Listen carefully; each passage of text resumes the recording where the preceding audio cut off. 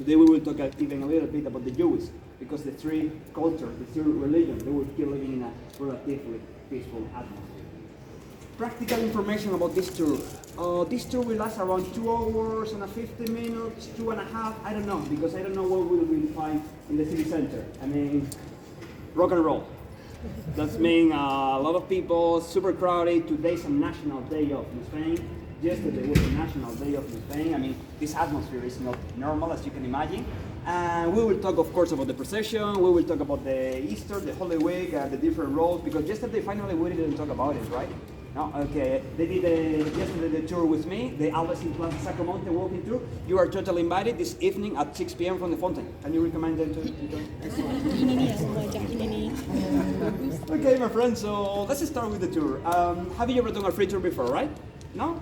Instead of a traditional tour with a fixed price, we do the tour. At the end, you can choose a price.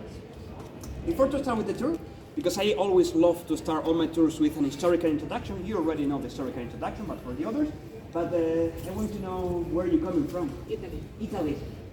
The US. US. Italy. You are all coming from all together? Yeah, yes. Okay. Chile. Chile. Okay. France. Germany.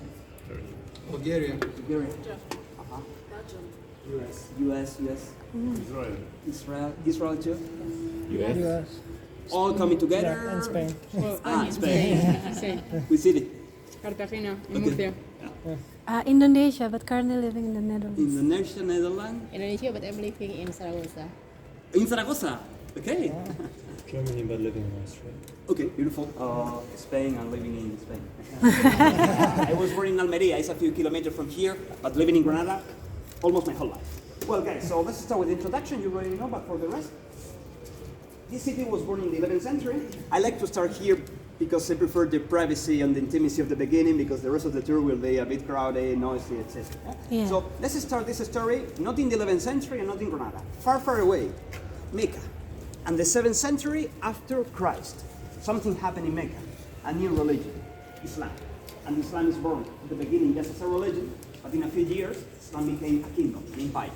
We know what the empires normally like to do. They like to expand their territories.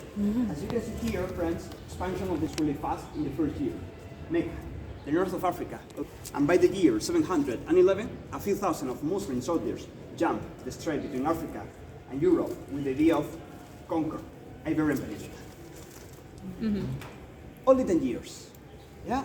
Only 10 years, Muslims need to conquer almost all the Iberian Peninsula. With this map, my friend, I want to show you that normally people that read a little before to come here, you think that the Al-Andalus, which means the Muslim kingdom, is the south of Spain. And I want to show you with this map that at the beginning, only 10 years, Muslims reached even France, except the north. The north always resists almost every type of invasion, Romans, Carthaginians, tough people up there, right? The Basques, the Bascos, Asturianos, Cántabros. Yeah. So, what's happened? 20 years after the Muslim conquest, start the reconquest. The Christian from the north, hey, let's push back, reconquering all Christian territories, and Al-Andalus, the Muslim kingdom, was smaller, and smaller. Well, friends, from the 8th century, let's jump in the time 500 years. What's happened during those 500 years? In the north, the Christian reconquest, long process. You must know, friends, that as I told you that the Muslim conquest took only 10 years, but the Christian reconquest, 800 years. It's a very, very long process. At the beginning, the Muslims, they didn't find almost any. Sometimes you ask me, and Peter, how is possible that just a few thousand of soldiers in 10 years conquered everything? They didn't find a lot of resistance. In fact, there are many historians that they don't like to use the word invasion. They prefer to use the word occupation, because they came here and there was not that powerful kingdom. They were spread out many little kingdoms. Well, 500